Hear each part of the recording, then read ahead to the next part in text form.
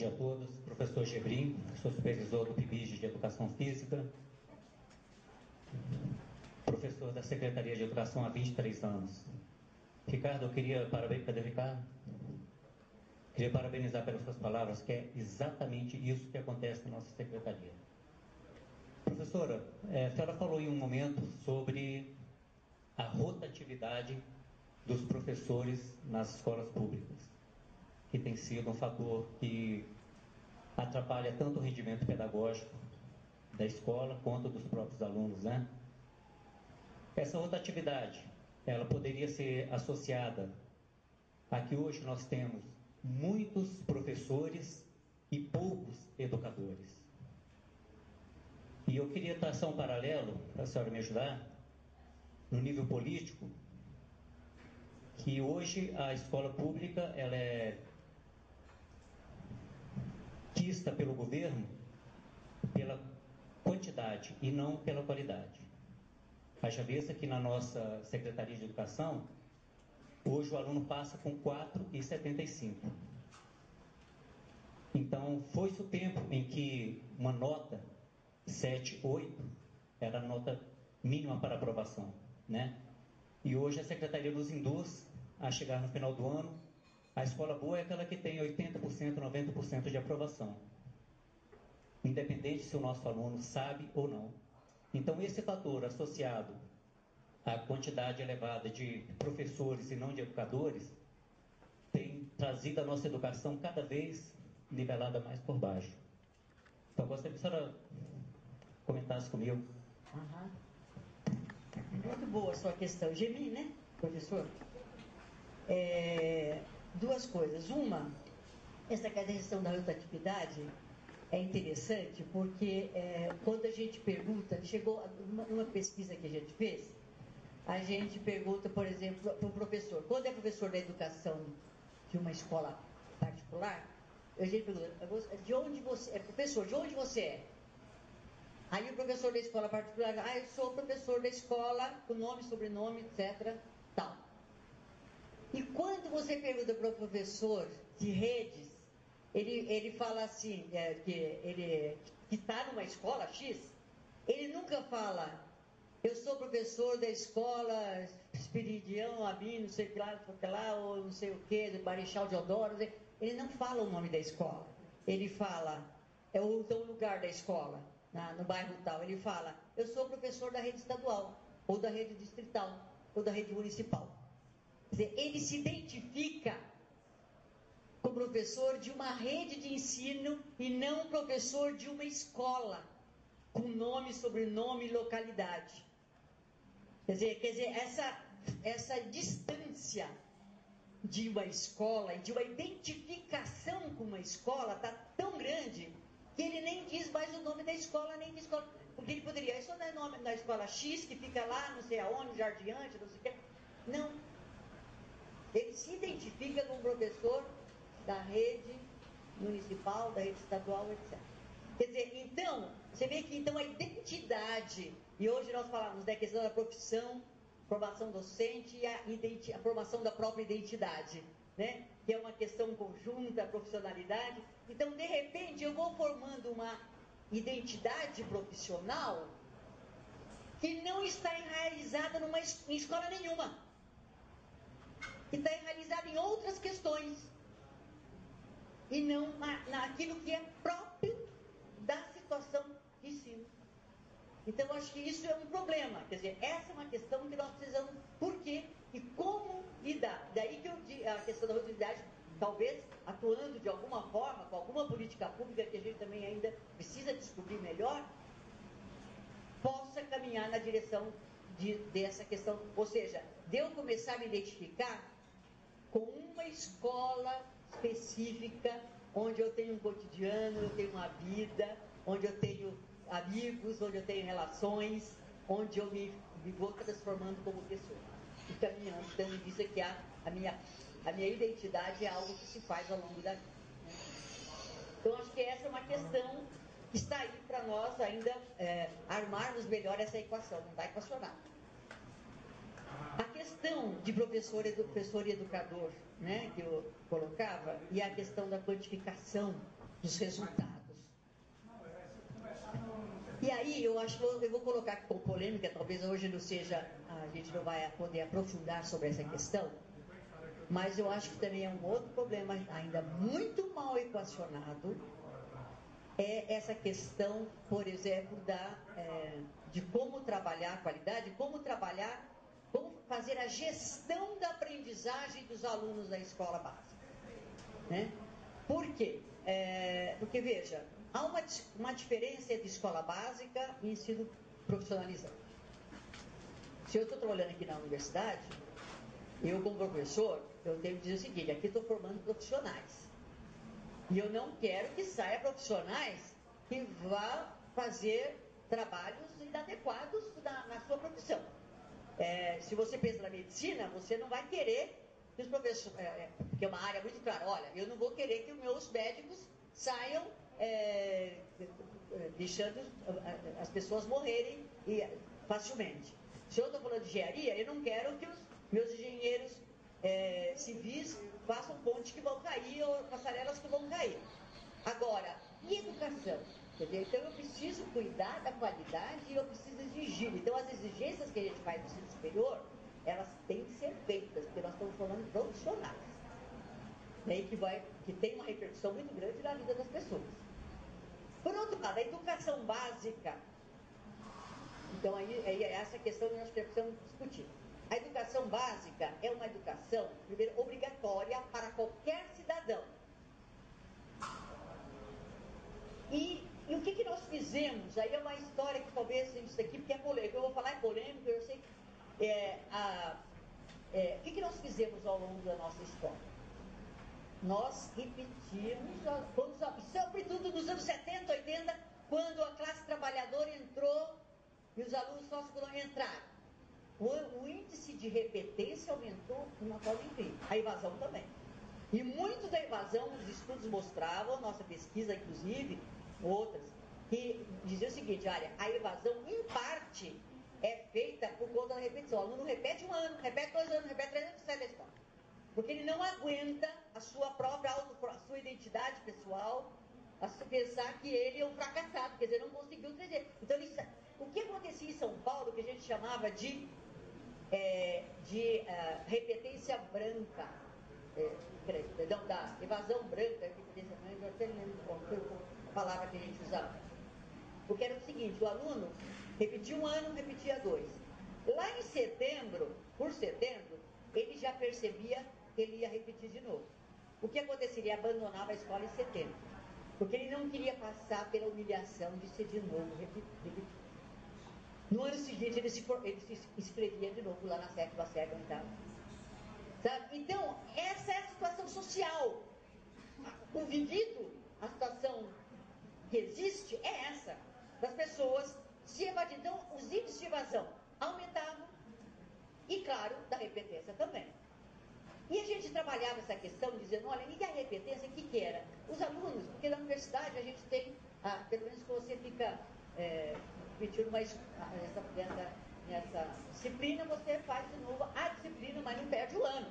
As outras você caminha com a sua, né, com a sua currículo.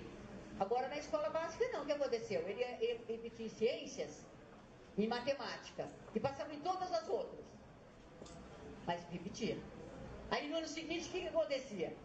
Ele provavelmente poderia estar mais apto para aprender a matemática e ciências que ele repetia. Mas ele já tinha visto aqui, ele estava perdendo tempo com história e geografia, que ele era ótimo, que ele estava vendo de novo a mesma coisa de história e geografia e não estava num desenvolvimento continuado.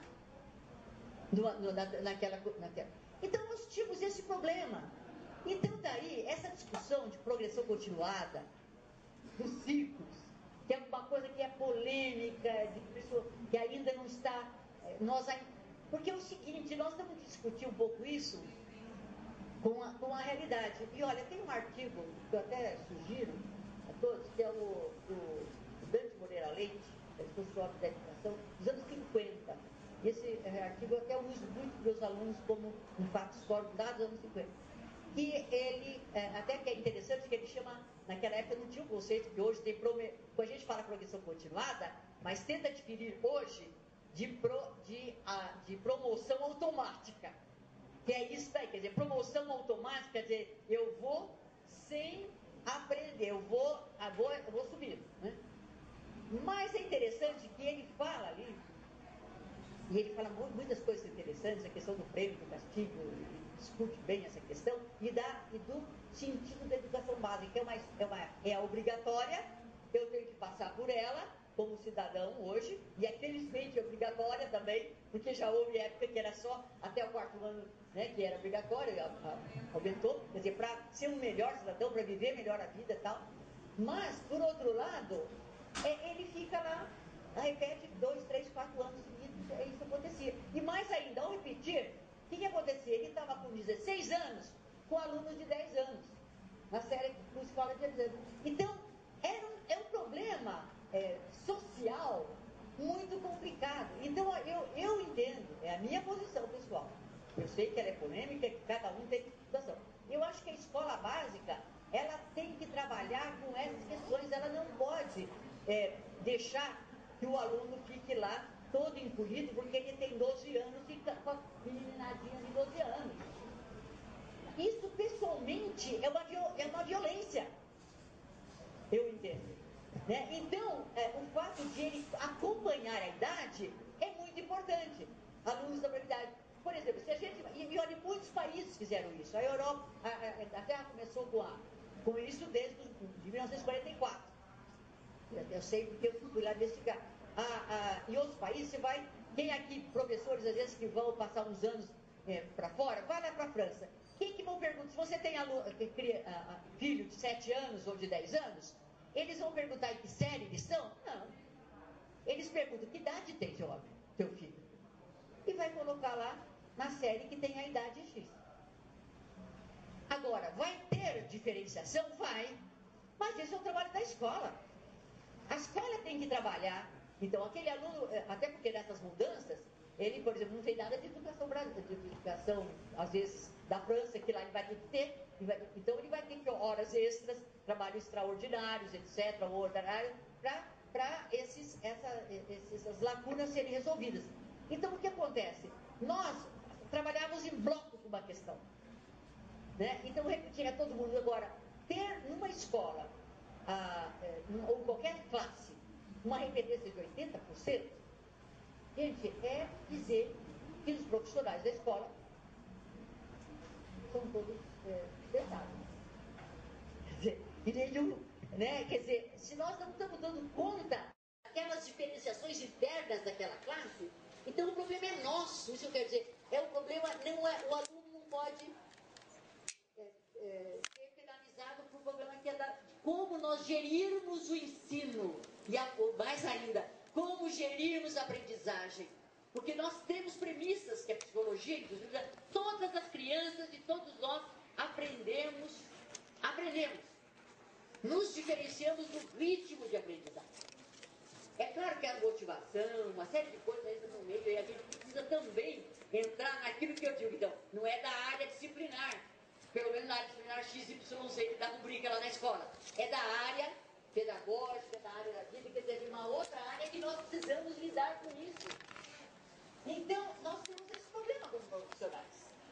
Agora, eu pessoalmente, eu acho que nós voltarmos ao nível de repetência anterior, nós estamos voltando para trás. Agora, mas também eu acho que é insuportável quando o aluno chega na 7ª série e que não sabe escrever um texto. Porque muitas vezes o que acontece? O aluno, a realidade que a gente percebe é o seguinte: o professor da 5ª série diz, olha, isso aqui é programa da 4ª ou da 3ª. Eu estou no 5º ano, eu vou dar o programa do 5º ano. Ou seja, o centro da questão curricular não é o aluno, é o programa. Eu reifico o programa e o aluno não atende a esse programa, eu tiro o aluno. Foi isso que nós fizemos. Mas se a escolha é obrigatória, eu não posso tirar o aluno. Eu preciso trabalhar com esse aluno. Então, o que eu quero dizer é o seguinte: nós temos um grande problema e que ainda não equacionamos adequadamente. E às vezes a forma como tentou ser resolvida por outra, trouxe outros problemas. Quer dizer, então, de repente, o aluno chegar na quinta série ou sétima série sem escrever nada, algum problema. Agora, eu me lembro que, numa das vezes que na escola pública, o professor de primeira série, ele queria que o aluno já chegasse. Aliás, tinha um programa no Brasil todo que era. Agora não vou lembrar do nome. Que o aluno repetia para entrar no primeiro ano, ele tinha que fazer uma pré-escola que alfabetizava. Tem um nome, vocês aí talvez se lembrem, porque foi em muitos estados isso aconteceu. E aí o aluno repetia antes dos 7 anos, quer dizer, a obrigatoriedade começava com o primeiro ano. E o pessoal não aceitava no primeiro ano se ele não tivesse passado pela pré-escola, que já era alfabetizadora naquele programa. Quer dizer, então, ou então no segundo ano, no terceiro ano, olha, a alfabetização é na primeira série, ou na segunda. Eu trabalho aqui no terceiro ano, eu não tenho que alfabetizar, eu vou trabalhar com outras coisas e tal. Veja, a gente está vendo no EJA isso acontecer. As pessoas estão chegando à 8ª série, mas não estão aprendendo história, tudo bem, estão aprendendo história, geografia, outras coisas, estão aprendendo, mas não aprenderam. O professor de língua portuguesa, ou nem outro professor, diz, não, mas a alfabetização era para ter feito lá, agora eu não vou dar mais. Mas, gente, se eu cheguei e o aluno não sabe matemática, quer dizer, eu vou dar a equação, ele não sabe fazer somar e dividir, eu sinto muito dó, está na 8ª série, mas eu tenho que ensinar somar e dividir, eu tenho que voltar do programa. Ele é maleável, eu posso trabalhar com ele em qualquer lugar que eu esteja. Agora, se é um requisito fundamental, eu não posso ir para frente dar meu programa sem dar aquilo que está emperrando lá atrás. Ou seja, nós estamos seguindo o programa e estamos deixando o aluno de lado. Então, essa é uma realidade. E nós precisamos, de novo, equacionar essa questão. Então, professor, não sei se é mais uma reflexão sobre... É um problema. Olá, bom dia a todos. Eu sou Ana Carolina, eu sou da Artes Cênicas. E eu queria conversar com vocês, porque desde a fala do Ricardo e da própria palestra, da conversa com a Sônia, eu acredito, né? Eu acredito muito no PIBIT. É um programa que realmente incentiva a docência e é uma oportunidade única. Mas, às vezes, eu fico um pouco encabulada com essa questão do professor, que muitas vezes eu vejo ele numa posição de super-herói. Porque ele tem que ser criativo, ele tem que ser profissional, ele tem que estar atento para questões transdisciplinares e valorizar o aluno, entender uma psicologia. Aí tem uma sala que é, né, por exemplo, lidar com questão de violência. Aí tem uma sala que tem que lidar com questão de autoestima, porque não quer fazer nada. Tem todos os lados. E eu fico pensando assim, por exemplo, nessa fala, às vezes a desvalorização acontece com o próprio professor. Eu acredito nisso. Eu acredito, assim, por exemplo, é legal ter um programa de incentivo partindo do governo? É legal, existem vários. Mas tem uma valorização que não acontece. A gente vai para a sala de aula, a gente conhece uma realidade e, assim, dependendo, né? Eu, por exemplo, eu me encanto. Eu gosto de estar em sala de aula. Mas eu fico pensando assim, é justo profissionais formados trabalhar assim, como é que fala? Só por amor? E essa valorização, a gente vai... o que a gente faz? Porque a gente vê que greve não é uma coisa que funciona. A gente vê esse discurso, mas assim, dentro do âmbito acadêmico. A gente não vê, por exemplo, os pais, né, juntando para falar assim, não, eu quero que meu filho tenha um professor bom. Aí eu fico assim, essa valorização, o que a gente faz? A gente espera, fica dando o nosso melhor e espera? É isso.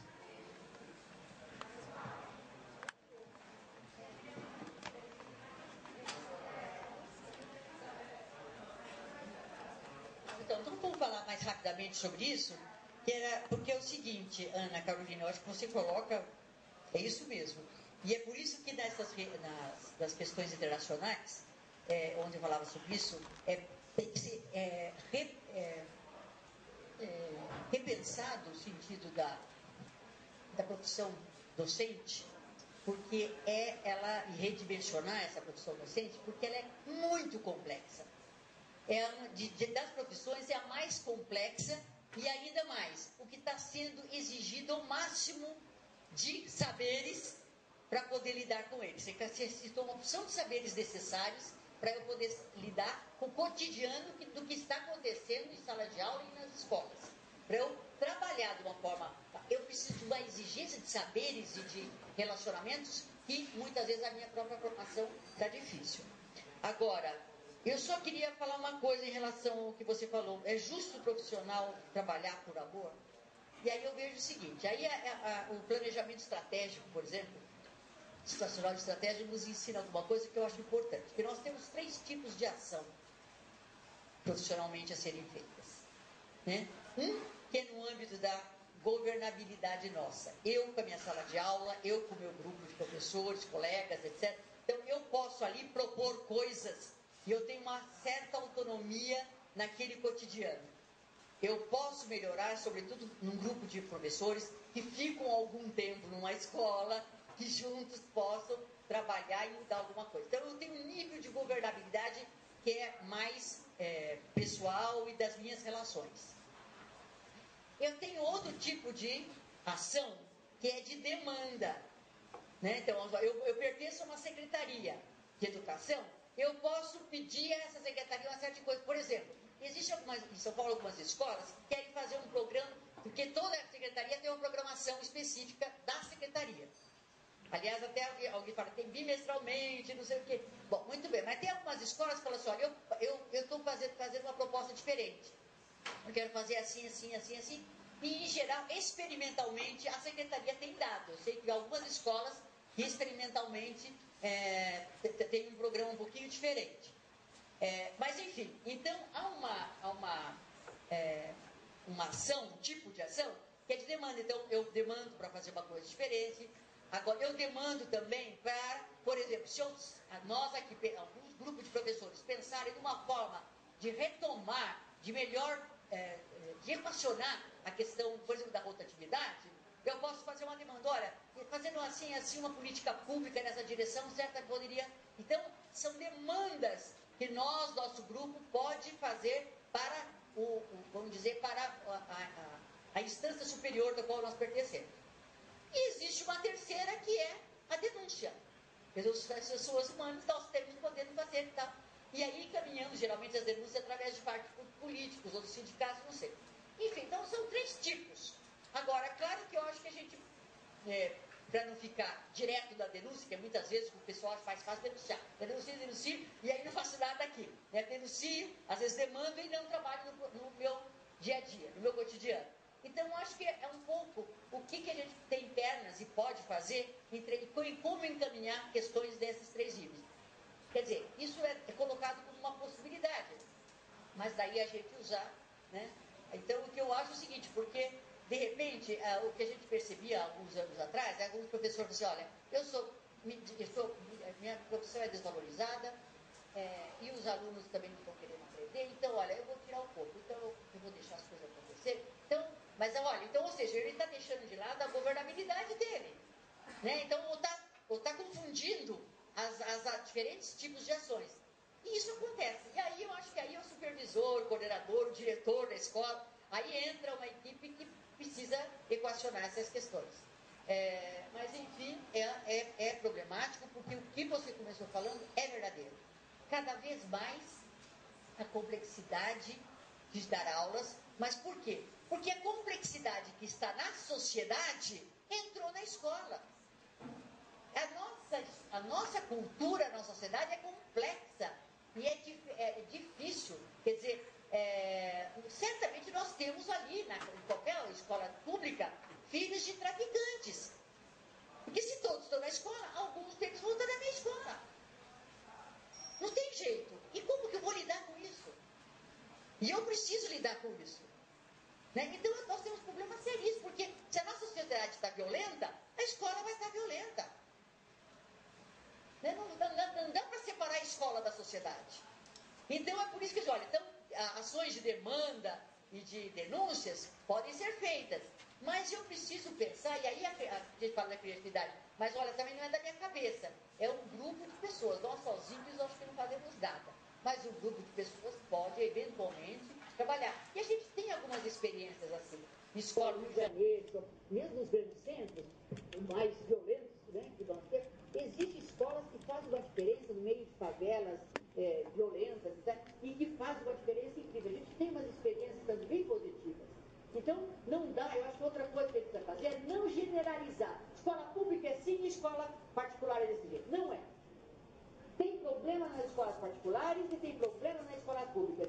E quando a gente fala em escola pública, a gente fala de um volume, de uma dimensão muito maior do que quando a gente fala de escola particular. Então, não dá. Eu acho que generalizar a educação é um problema. Vamos pegar, escola é singular, é situar, pensar que é singular e trabalhar. Então, olha, também não é responder, é só um pouco de reflexão, porque a complexidade está porque ela é reflexo da complexidade da nossa sociedade. E é essa sociedade que nós temos. E como educadores, só pensando juntos mesmo que nós podemos ter, quem sabe, algumas ideias mais luminosas que a gente pode demandar ou que a gente pode denunciar em determinados lugares. Bom, antes de passar aqui para o Cláudio, a Cristina e a Fátima, Milton. Estamos doando um celular aqui para Milton. Quem é Milton? É seu? Você ganha de presente, foi sorteado pelo PIBID. Tá? Parabéns. Já que a Carol falou, eu queria, já que ela me citou, eu tenho direito à réplica. Ela me citou. É um direito constitucional, Malu. Está previsto, não posso. Então, veja, Carol, esse negócio da valorização é um negócio complexo, sabe? Mas o Conselho faz o contrário. Ele tenta proteger o médico a todo custo. Ele devia proteger a profissão. E não o médico X ou Y que cometeu uma barbárie. E nós vemos isso. O Conselho, tanto o federal quanto o local, em vez de ele discutir um erro médico do ponto de vista da defesa da profissão, ele tenta defender o criminoso. É o nome que eu dou para um médico que mata o paciente por irresponsabilidade e muitas vezes falta de amor. Mas tudo bem, não vou entrar nesse mérito agora. Mas aí teve uma greve de 120 dias. 120 dias. Meu filho ficou sem aula. Então, acabou a greve. Quando chegou antes do Natal, meu filho não tinha mais aula. Acabou o ano letivo. Quer dizer, na minha cabeça, não tinha um erro aí. E se ele ficou 120 dias sem aula, ele não podia encerrar um ano letivo antes do Natal. Eu fui lá discutir na direção. Falei, seu pai queria discutir essa história, porque eu queria entender. Ah, não, porque teve uma reunião de pais. Bom, eu não fiquei sabendo, infelizmente, porque senão eu estaria nessa reunião. Ah, não, porque houve uma discussão, o senhor sabe como é que é, a gente discutiu a reposição. Eu falei, não, me explica matematicamente como é que meu filho fica 120 dias sem aula e você consegue repor tudo antes do Natal, ele não tem mais aula. Tem um problema aí que nós temos que discutir, que é a qualidade da educação do meu filho. Não sabe o que é, porque os pais discutiram, que é por causa das férias, não sei o quê. Eu falei assim, e os professores? Ah, eles também. Falei, então veja. Onde que nós nos valorizamos quando nós compactuamos, que essa é a palavra que eu uso, como pai de aluno de escola pública na época. Como nós podemos dizer que nós estamos valorizando o nosso papel quando a gente compactua com isso, com esse faz de conta? E infelizmente, não foi só com meu filho que isso aconteceu. Eu acompanhei por muitos anos, muitas greves, inclusive fui grevista. Falei em cima de carro de som, só que a hora de fazer as coisas acontecerem, tem que ter compromisso profissional com os alunos. Então, veja, eu acho que os professores têm que começar a se valorizar quando eles mostram para os alunos que o compromisso deles é com os alunos. Porque ficar fazendo discurso que quer melhor condição de trabalho para depois deixar o aluno na mão, eu acho isso um absurdo. Aqui dentro da universidade eu também sou meio conhecido, aí muitas não gostam de mim por causa da minha posição em greve. Para mim, professor que só para aula de graduação, ele não está em greve. Eu acho isso hipócrita. Então eu deixei isso público em todos os meios dessa universidade, que eu faria greve se houvesse greve. Para mim, greve é o seguinte, é parar tudo. Eu tenho que parar pós-graduação, eu tenho que parar a orientação, eu tenho que parar a minha pesquisa e comunicar o CNPq, eu tenho que parar tudo que eu falo. Eu estou em greve, porque o governo é um só, meu patrão é um só. Mas não. Paro só a graduação, ferro com os meus alunos da graduação, os da pós-graduação eu protejo, porque eu preciso de bolsa, eles têm bolsa, não sei o quê. A pesquisa eu não posso parar porque eu tenho uma bolsa de produtividade. Então, eu acho essas coisas, para mim, insustentáveis. Mas eu respeito todos os outros colegas meus que discordam de mim, né? Eles não são poucos. E só espero que minha mãe seja protegida na hora das observações. E o que acontece? A escola pública do Distrito Federal, ela é uma ilha neste país. Ela é uma ilha. Eu fui professor da Fundação Educacional e digo isso com toda clareza. Por que é uma ilha? Você percorre esse país, não precisa ir longe não, sai no entorno e veja onde que tem uma rede pública que há para o professor a coordenação pedagógica do jeito que é aqui. Com tantas horas dedicadas à coordenação pedagógica. Nas séries iniciais, o professor fica um período dando aula e o outro período planejando as aulas. Ande no Brasil e veja onde é que tem isso. O professor de ensino médio, ele dá as aulas de manhã, e os supervisores aqui são todos testemunhas da jornada ampliada, e tem o outro período, 3 dias de coordenação.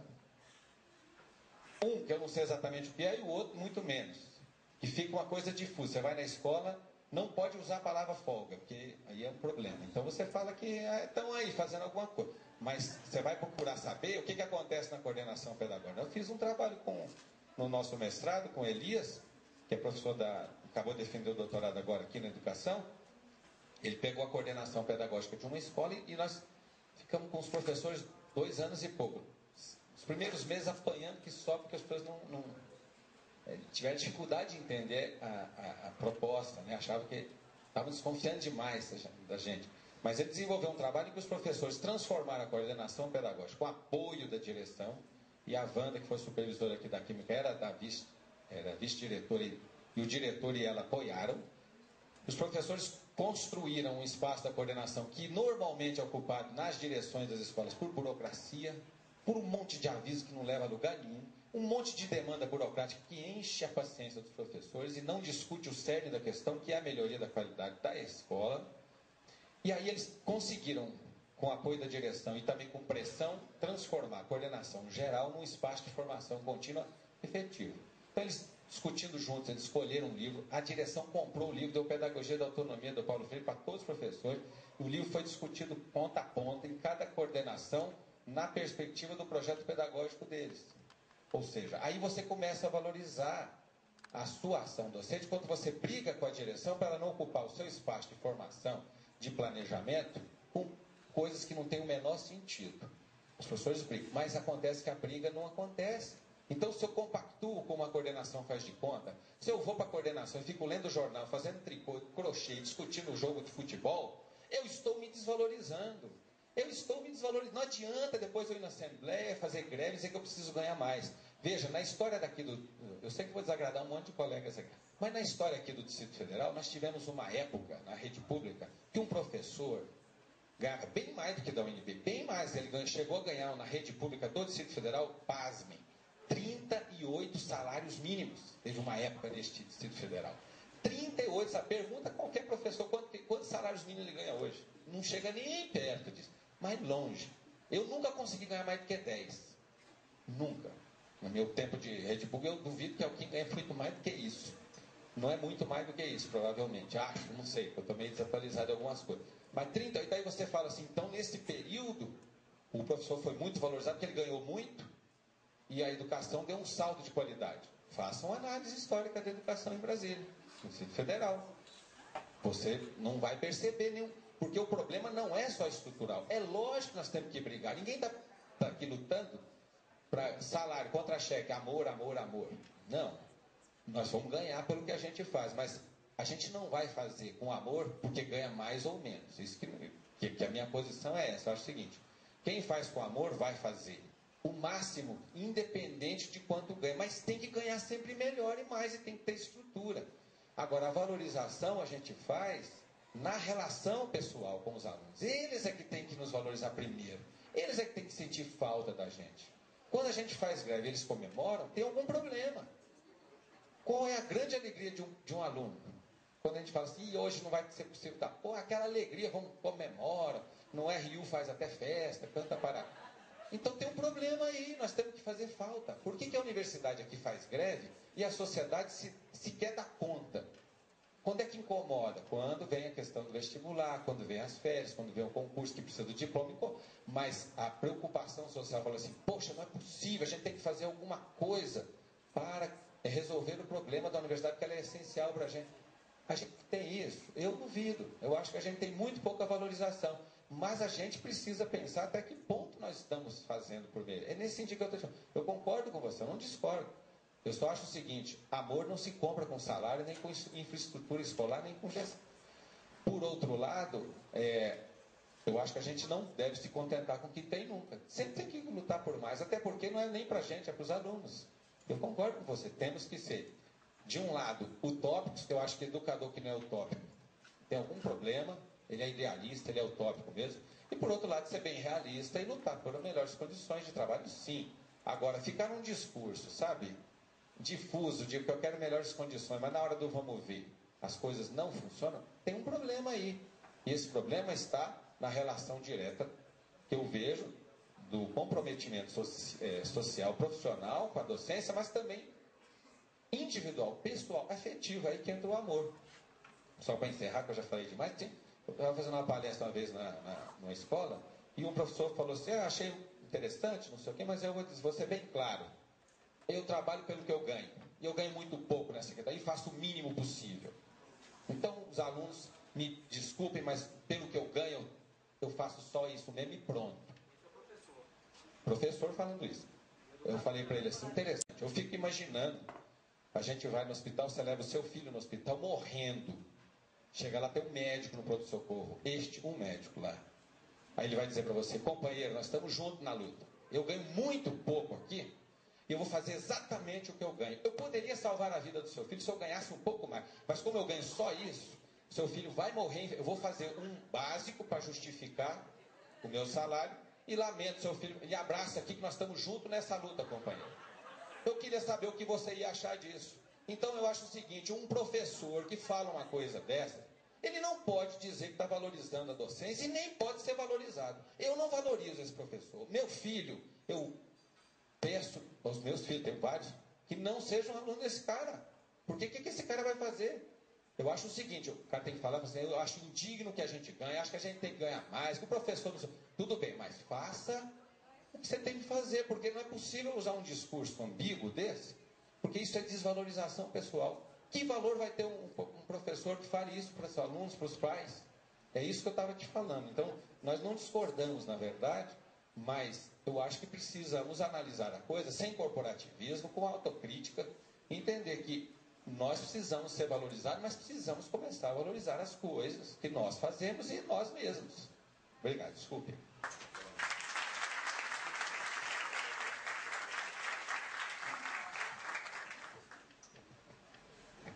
Professor Cláudio, da Secretaria de Educação, Centro de Ensino Médio 9 de Ceilândia.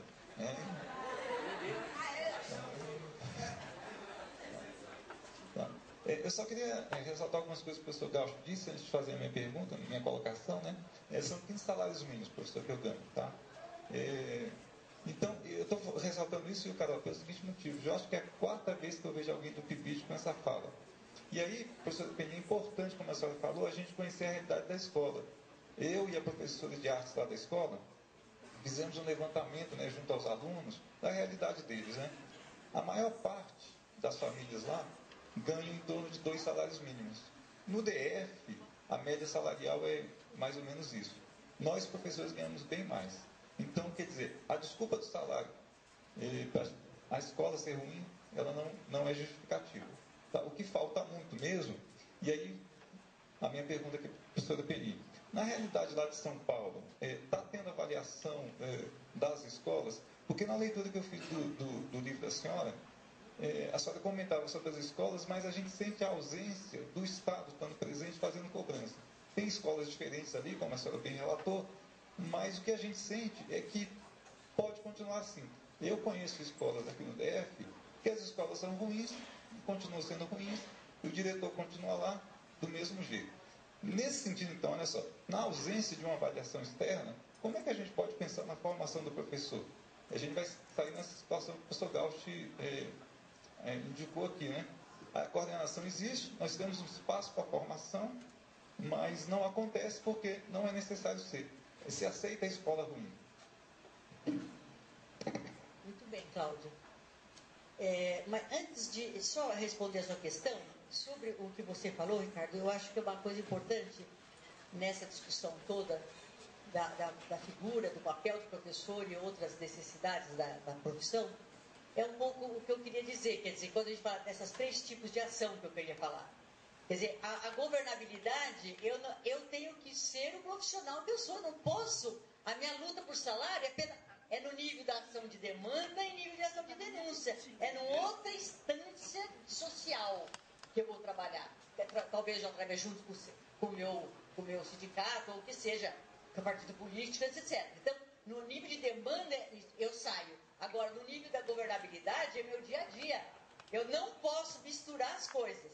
Quer dizer, a nível de demanda, eu vou lutar pela melhoria do salário, valorização desse país. Nós precisamos, de fato, melhorar. E isso é demanda, é denúncia. Mas, na governabilidade, não é desculpa. Quer dizer, a governabilidade é eu, exatamente igual o médico lá. É eu com a realidade e o eixo básico da profissão. Então, eu acho que não dá para conferir. Olha, porque eu não faço isso, aquela história que as pessoas às vezes confundem. O jeito que eu luto pelo meu salário é diferente do jeito que eu luto pela aprendizagem do meu aluno. São níveis diferentes, instâncias diferentes de realidade. E que a gente precisa trabalhar em todas elas. Então, porque às vezes a gente confunde isso tudo, da cabeça das pessoas. Mas, Cláudio, quando você falava, nesse momento aqui, dessa pesquisa, não existia avaliação externa. No máximo, aliás, bem depois, um tempo que eu trabalhei também na secretaria, junto às escolas da Grande São Paulo, sobretudo, a gente até buscava a avaliação dos professores. Eu me lembro que a gente tinha o disquete, aquele tempo era disquete, a gente pedia para as escolas organizar, isso no quantitativo, assim, alunos, alguns níveis de aprendizagem a partir da avaliação dos professores da escola. E a partir daí a gente trazia e trabalhava com supervisores das áreas, das diferentes escolas e tal. E eu me lembro que já naquele momento, quando a gente fez isso, a gente não identificava, mas era um problema, porque as escolas começaram a ter noção da sua relação com as outras escolas, do seu aproveitamento das outras escolas. Depois dos anos agora, 90 em diante, em todo esse atual século, a avaliação é uma realidade, acabou. Não tem jeito de esconder por baixo do pano. Quer dizer, as escolas, e tanto é que houve, agora foi uma questão polêmica também, que eu nem vou entrar na discussão, que as escolas estavam sendo obrigadas a colocar o seu nível do IDEB e também das avaliações do SAEB, etc. E aí houve também um tumulto, porque as escolas não queriam deixar tão exposto quanto algumas delas estavam tão ruins. Então, eu acho que a gente precisa ir com cuidado, porque também a sensibilidade das pessoas, eu acho que tem que considerar, mas, de qualquer forma, os profissionais dali não podem ignorar. Eu tenho que saber, e os pais também não podem ignorar. Eu talvez não precise fazer uma mídia aí, sair no Jornal Nacional, essas questões. Mas o trabalho dentro da secretaria tem que existir. Quer dizer, eu preciso saber, e os pais precisam saber, até para poder acompanhar e dizer, olha, mas depois, os pais estão sendo chamados lá na escola, porque esse é um fator, envolvimento de pais é um fator que vai melhorar a qualidade. Então, eu posso atrair, trazer os pais e pedir para os pais fazerem uma porção de coisas como parceiros e fundamentais. Então, eu acho que a gente, o que tem que ser feito no âmbito da escola é o seguinte, avaliações externas tem que ser considerada. Agora, ela tem que ser considerada num processo. Então, e aí o trabalho da coordenação, de toda a gestão das diferentes escolas, e daí, novamente, eu falo, é importante que fique um tempo suficiente para mudar a história, ou vai interferir nessa história na direção que se quer. Ficar mudando de diretor todo ano, fica complicado. E também de professores mais ainda. Então, eu acho que essa discussão tem que ser feita no âmbito da escola. Não dá, hoje a avaliação está aí, não dá para trazer. Aliás, o Perrenu, que fala um pouco isso quando ele discute, num dos seus livros, a questão para trabalhar com a desigualdade na escola, ele diz, olha, primeiro eu preciso ter dados sobre a escola. E as avaliações são dados sobre a escola, sobre a aprendizagem da escola. Então, esses dados precisam ser transparentes. Quer dizer, eu não posso mais escondê-los. Agora, segunda questão que ele fala, eu preciso me indignar com esses resultados. A baixa aprendizagem do aluno, eu preciso, e as pessoas precisam se indignar, porque não é natural. Como eu disse, todas as crianças aprendem. Então, não é natural que elas não aprendam. Alguma coisa está errada em algum lugar. E a gente vai procurar, não, porque antes o que acontecia? E acontece muito na escola. A escola é ruim por quê? Porque o aluno se desinteressa. Porque a família, o pai do aluno, o aluno, a gente sempre jogava para fora da escola. Agora, grande parte das representações, vai fazer uma pesquisa hoje, grande parte dos professores vão jogar para fora da escola o problema da não aprendizagem do aluno. É claro que uma parte está ali mesmo, mas é uma questão de demanda, questão de denúncia. Mas tem um pedaço que é meu. Então, eu pelo menos preciso mudar a curva. Se está aqui com média 4,7, eu preciso, pelo menos, me propor que vai para 5,3. Se tivesse que ver daqui 2 anos, quando nós começarmos a fazer isso, chamar o pai, fazer tal coisa, estimular os alunos por algumas atividades mais amplas, etc, etc. Quer dizer, então eu preciso propor algumas ações e alguma meta de alcance. Depois eu alcancei, ótimo, vamos aumentar a meta. Não alcancei, o que realmente analisar? Aí vai a pesquisa. Nós temos que pesquisar o que está acontecendo com o fracasso, entre aspas, dessa escola. O fracasso não é do aluno, o fracasso é da escola. Então é um pouco isso, quer dizer, eu acho que nós precisamos dos dados, sim. A avaliação externa não vai terminar, ela vai continuar, e nós precisamos dela. E nós precisamos agora, a segunda tarefa, nos indignar com ela. Ela não é possível, não pode, socialmente é injusto com essas crianças. Mas não é só injusto, eles têm direito. Aliás, o Brasil é signatário dessas declarações mundiais da Unesco, onde hoje não se fala mais por acesso à escola. Direito de acesso à escola, como nós falamos em 70 e 80. Hoje, o direito da criança é da aprendizagem, é direito ao conhecimento. É um direito, está escrito, nós somos signatários desse direito da criança da aprendizagem. Então, não tem jeito. Quer dizer, então, na nossa governabilidade, nós podemos encontrar formas de, pelo menos, botar essa curva para cima. Agora, para isso, nós vamos ter governabilidade, sim. Nós vamos fazer ação de demanda, sim. Na secretaria precisa de melhorar a infraestrutura, precisa de biblioteca, nós precisamos de um professor coordenador, não sei o quê. Quer dizer, uma série de coisas que nós vamos precisar. E vamos demandar. E políticas públicas também, que acho que é alguma coisa que arrefeceu, né? Quer dizer, não tanta desvalorização, mas enfim, está aí para a gente usar dessas ações. São ações possíveis para qualquer pessoa em qualquer lugar. Então, é só para dizer, a avaliação não volta mais. E ela é um elemento importante. Não é o único, mas é um elemento importante para a gente repensar o processo pedagógico, trabalhar ações para modificar e colocar metas na direção, numa direção produtiva. Alô? Oi. Oi, professora Sônia. Aqui. Oi, tudo bom? É Cristina. Eu sou do departamento de música aqui e trabalho com PIB de música. Eu queria só colocar um ponto assim.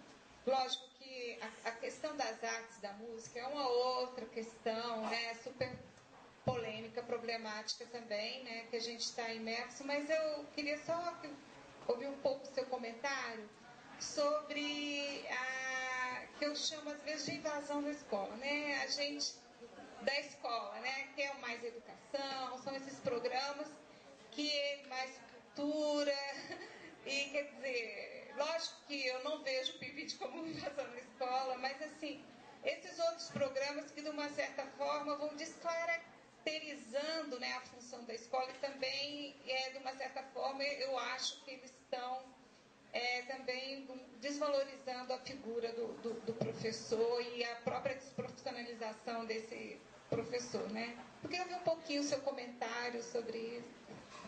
Legal, Cristina, você ponta um interessante, porque todo o sistema de ensino tem alguns programas, né? Me lembro que lá no tempo tinha um programa que chamava Aves e Ovos, né? Porque era a avicultura, não sei das plantas, que acabava levando, e aí tinha que botar, fazer um programa de audiovisual, e uma porção de outros.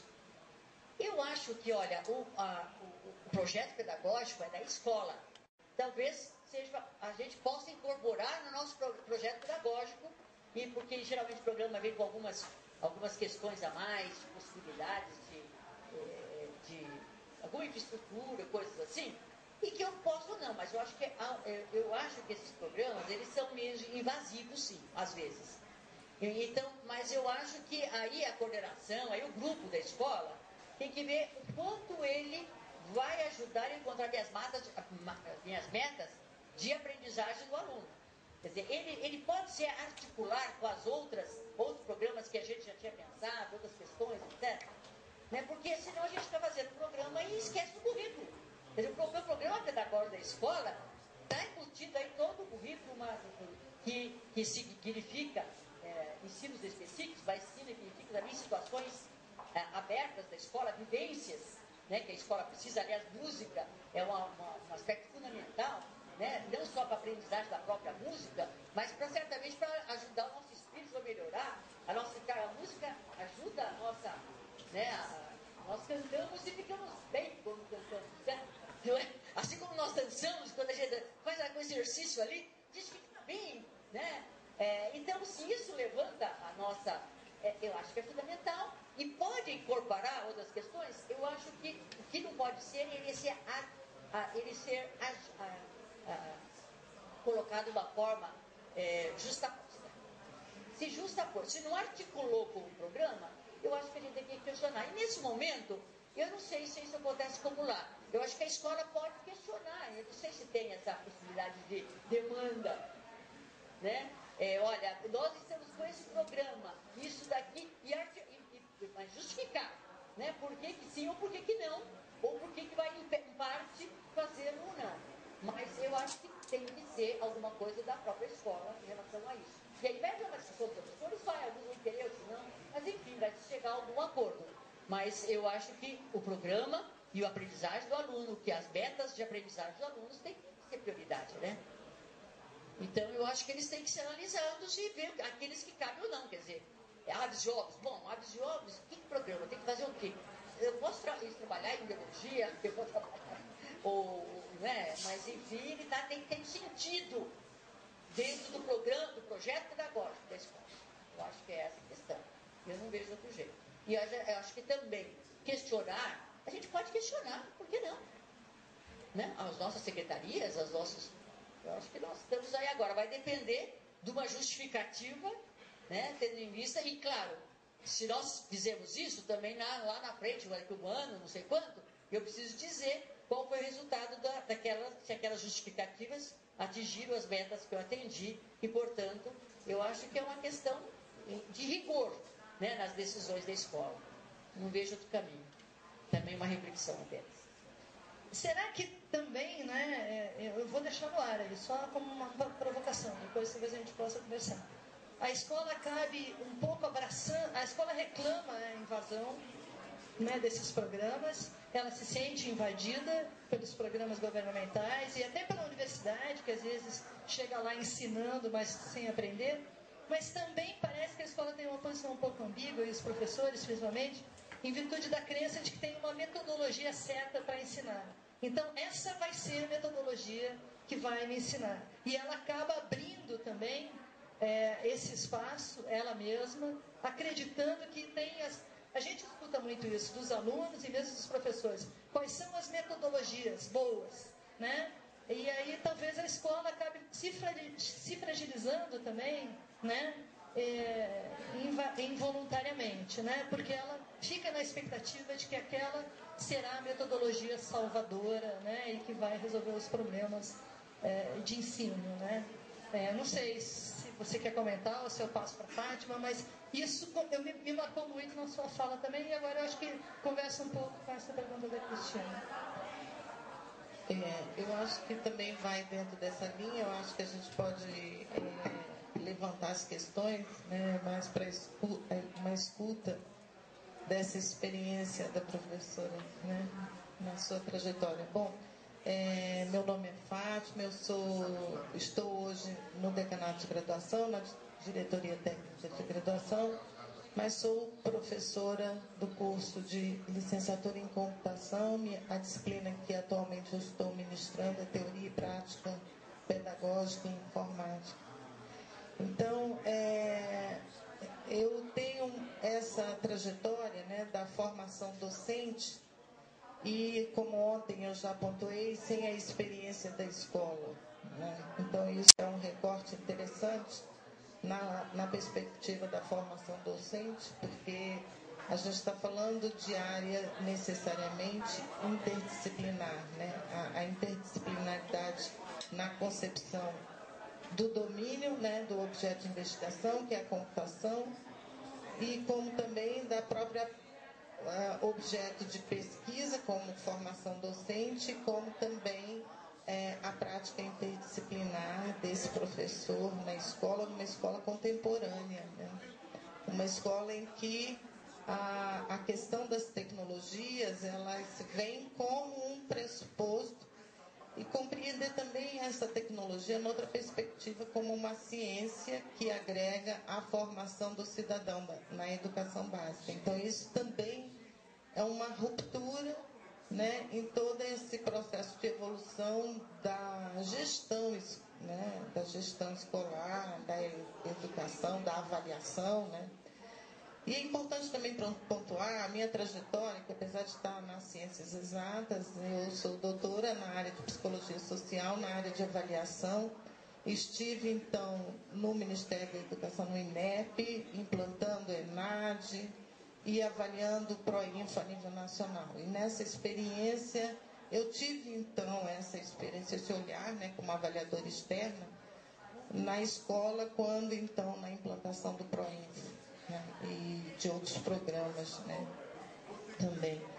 Então, o que me chama a atenção, que eu gostaria assim, de focar na minha fala, seria o desafio dessas mudanças que estão aí pontuadas, né, com os problemas da escola, a partir da perspectiva da formação do professor, porque hoje a missão, né, minha missão hoje é contribuir com a gestão, né, da universidade, da UNB, na política de formação de professores. Então, a gente está falando de uma proposta de criação da rede de formação, da rede de formação de educadores, e que tem, então, o PIBID como uma das ações dentro de uma política, né, na universidade. Então, o que me faz refletir de ontem para hoje, na sua fala, foi a busca dessa gênese, né? Então, nós precisamos encontrar a gênese da questão para poder trabalhar esse novo currículo, essas novas políticas. E nessa gênese, de ontem para hoje, foi colocada aqui a questão da identidade, das representações sociais, da valorização do professor.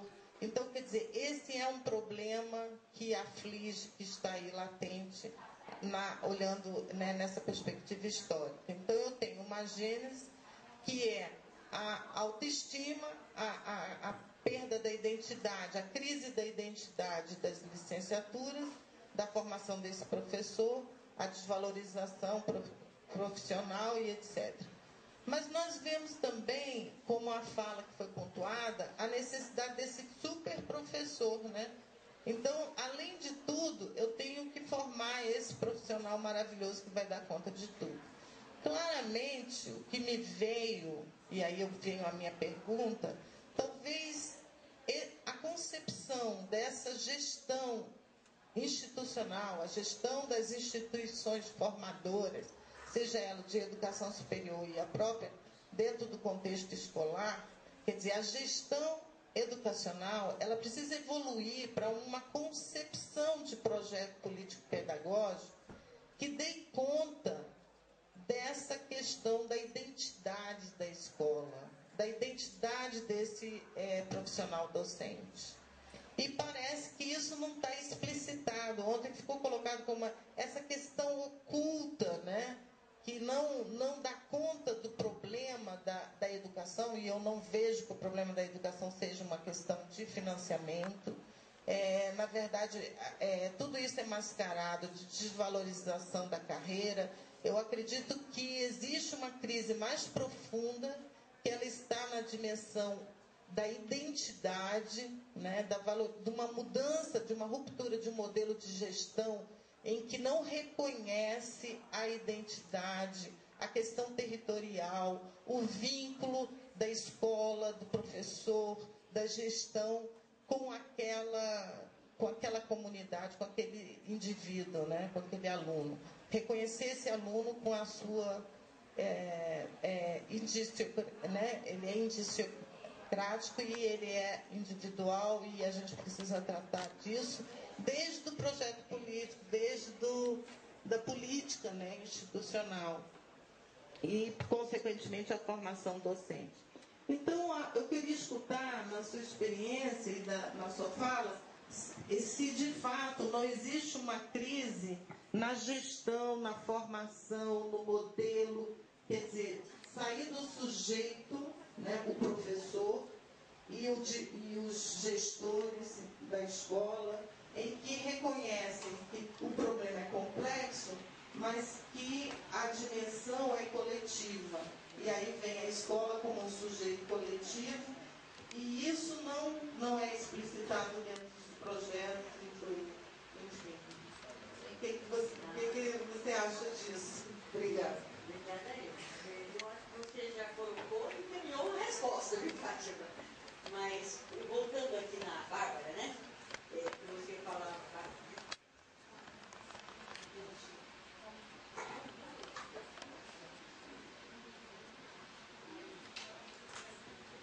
Dona Malu, voltando aqui a questão da Malu, você colocava a Malu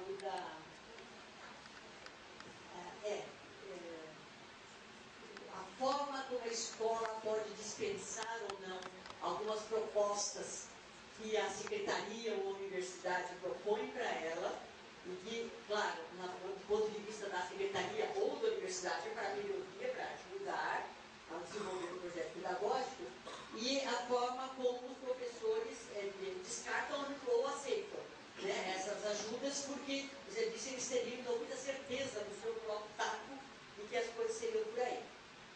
Então, eu acho que é só uma questão mesmo de discutir, porque se eles estão certos do taco, como que está a evolução da aprendizagem do aluno? Tem dados objetivos até para as avaliações externas que nos dizem a isso. Agora, se está havendo quedas ou problemas, então vamos trazer. Então, há aí tem febre. Se é uma febre, vamos procurar a causa dessa febre ou formas de... Né? Então, você vê uma luzinha vermelha. E aí, por que não pensar nessas alternativas?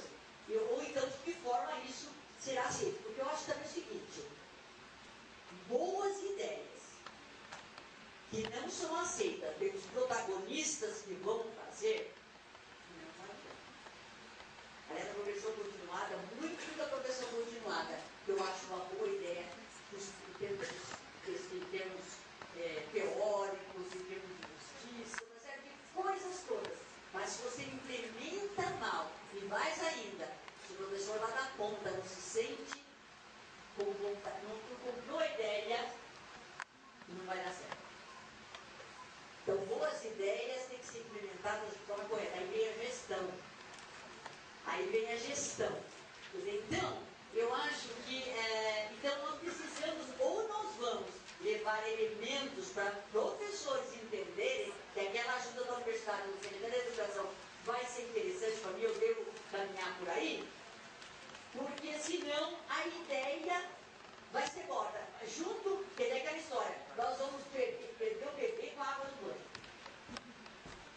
Porque a progressão continuada e a ideia de aprendizagem sempre é o princípio. E às vezes a gente acaba perdendo esse princípio porque a implementação, a forma de implementação foi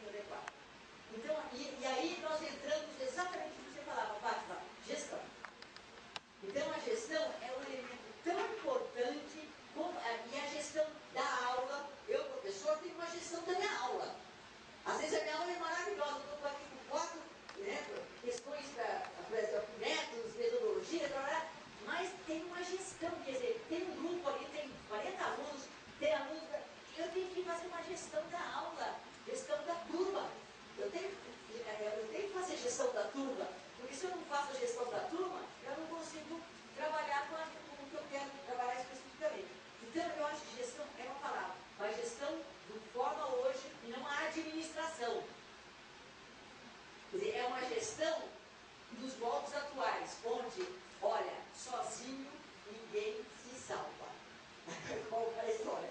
Como esse pessoal da Júpiter falava assim, ou ele se salva sozinho, ou ninguém se salva. Ou nós nos salvamos do conjunto, ou ninguém se salva. Quer dizer, é um pouco os vasos comunicantes também, né? Os vasos se comunicam. Quer dizer, então precisa, tá? São os vasos comunicantes. Para um dar certo, o outro tem que dar certo também, senão vai estragar todos. Então, a questão é um pouco isso. E eu acho que quando a gente entende que a gestão, neste caso específico da educação, que tem todas essas questões subjetivas, das relações interpessoais, onde, por mais que a gente queira ser lógico, sozinho não dá. Tem uma questão que é psicológica que já é complicada, tem a questão das sensibilidades, das empatias. Tudo isso passa pela aula, nas minhas relações interpessoais. Não tem jeito, né? Às vezes eu tenho consciência, às vezes não tenho consciência, então é melhor que eu tenha consciência. Então, a gestão é um aspecto fundamental para a gente trabalhar isso sim. Eu acho que você acho que caminhou na discussão, né? Esses projetos todos que vêm. Nós vamos ver como eles surgiram, quer dizer, a discussão de como eles surgiram, o que está querendo trazer, quando eles, sobretudo no caso da tecnologia. Gente, isso daí é um tipo de coisa que é totalmente transdisciplinar. Assumir e dominar, e fazer bom uso da tecnologia que está aí, da revolução do estudo, não é nem escolar, é da cultura. E a escola vai ser um dos elementos onde isso pode me ajudar enquanto pessoa. Agora, eu tenho o meu professor XYZ, e é por isso que não tem a disciplina na escola, a rubrica, comunicação. Porque são todos os professores, e claro, pode ser o coordenador pedagógico ou um especialista no seu caso, que vem ajudar os professores no trabalho de gestão conjunta dessa questão e que vai ser feito de diferentes formas. E aí, realmente, eu acho que o coordenador pedagógico, essa tarefa de quem trabalha mais para a gestão, é fundamental. O professor tem uma autonomia da gestão da aula, mas a gestão da escola, a gestão da série, a gestão do programa, já tem outros professores, outros todos ali, que fazem parte. E olha, não tem jeito. Somos nós comunicadores. Não tem jeito de dar certo uma coisa e enveredando a outra. Né? E daí a importância de sermos protagonistas. Eu acho que isso é fundamental. O professor não pode ser um executor de tarefas. Ele tem que tomar decisões. Docência é tomada de decisão também. E para isso é tomada de decisão no diálogo, na discussão. Então, eu acho que a gestão hoje tem um papel maior ainda, desde a gestão, eu com meus alunos, como a gestão em diversos níveis. E o trabalho conjunto é a gestão moderna que a gente fala, né? A gestão não mais daquela hierarquização. O chefe, passa para o chefe, o subchefe, e aquele faz. Ele não é a hierarquia da pirâmide, não é a gestão da pirâmide como aconteceu há muito tempo. Agora é a gestão dos vasos comunicantes. Então, eu acho que é essa gestão que interessa dos grupos. Quer dizer, ou dando certo no grupo, ou vai ser difícil dar certo sozinho. Outra complexidade que só aumenta e nós nunca vamos ter condições de dominar todos os conhecimentos para resolver os problemas complexos da escola. Então, acho que eu não concluí, Bom, eu conversei com a Joyce, a gente já é meio-dia, né, e tem uma programação também longa, tarde, e a gente considerou que a conversa ela tem que continuar, e ela vai continuar nas rodas de conversa também, e talvez a professora até... A Joyce vai falar, a chefe, eu combinei isso com a chefe. Né? Não, é só... Não, a Joyce vai falar. Não, a gente combinou isso agora, a professora Joyce vai fazer uma fala, mas se a gente se estender muito nessa conversa, as rodas de conversa à tarde, vão ficar um pouco prejudicadas. Então, é só antes de passar a palavra para a chefe, né? Eu queria agradecer a professora, primeiro eu, né? Agradecer a professora Sônia. Com certeza, essas rodas de hoje à tarde serão muito inflamadas, né? Pela sua fala e pela conversa que a gente teve aqui. E, bom, dar um outro aviso também, pedir para vocês não irem embora comer ainda, né? Porque a Caxi vai também fazer uma apresentação para nós, antes da gente comer elevado também espiritualmente e musicalmente, né?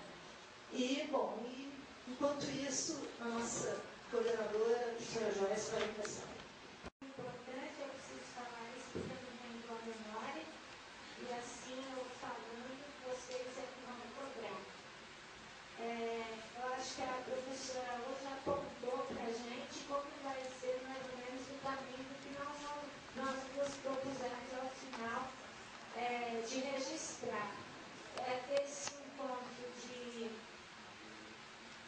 de estudo que nós estamos tendo, esse encontro de informação, ele não vai finalizar aqui, até porque tem muita coisa agora que flui que a gente tem que continuar, né? Mas acho que isso é uma coisa importante. A gente tem que pensar no nosso desenvolvimento, resgatando a história dessa universidade, todas as nossas escolas parceiras.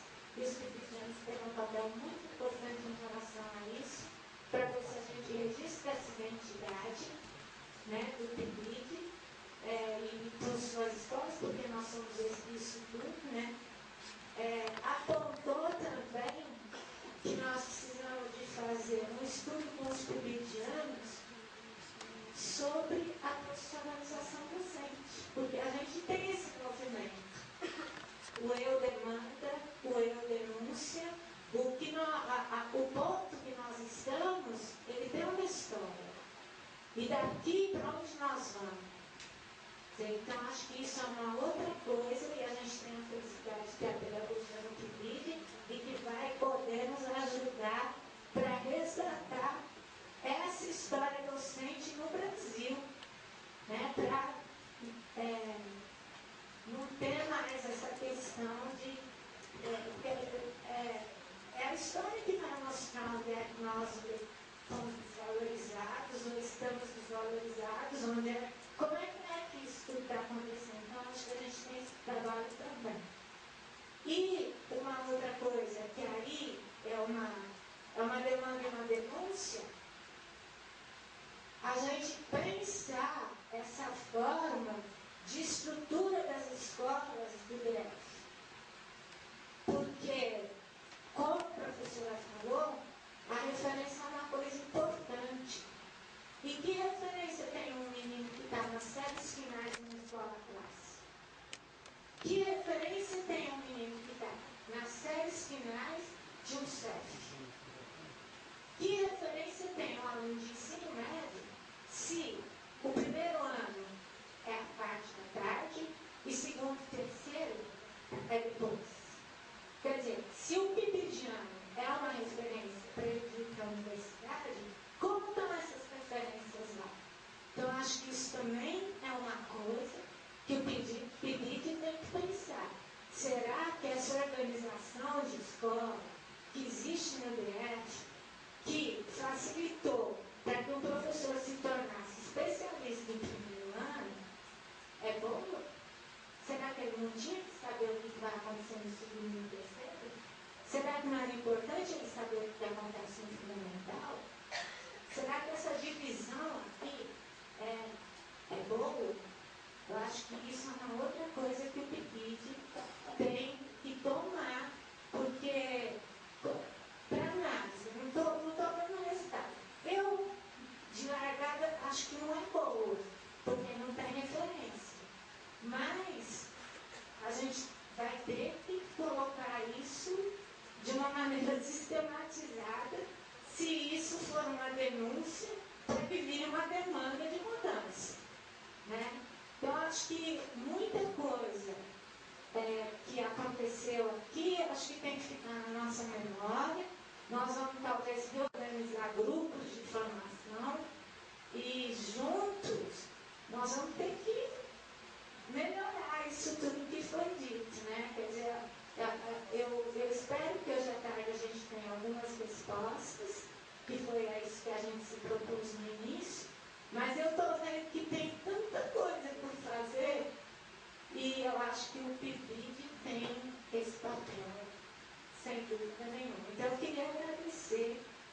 professora por todas as luzinhas que acenderam, né? E a gente tem que glorificar, tem todo mundo, porque nós temos que continuar. Não sei se vocês estão percebendo que nos espera uma vida inteira de trabalho. Formação para sempre, né? Então, todo mundo de volta aqui.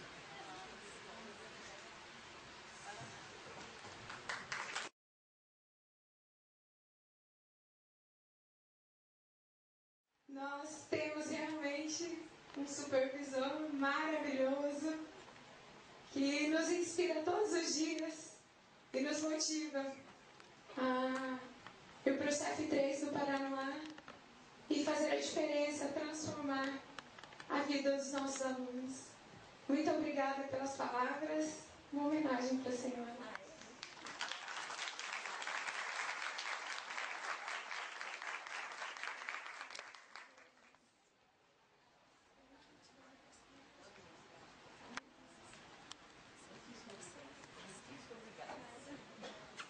Obrigada, gente. Valeu.